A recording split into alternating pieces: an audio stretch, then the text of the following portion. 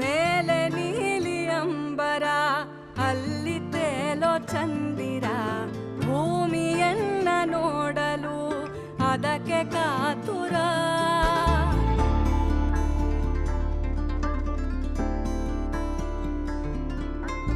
ಅಲ್ಲಿ ಮಿನುಗೋ ಕೆರೆ ಇದೆ, ಕೆರೆಯ ಮೇಲೆ ನೆರಳಿದೆ, ಕಿರಣಗಳು ತಾಕಲು ಒಂದಾಮೆ ನಲಿದಿದೆ. ನೋಡಲು ಡಬ್ಬಿಯಾಕಾರ ಅದರಲ್ಲಿ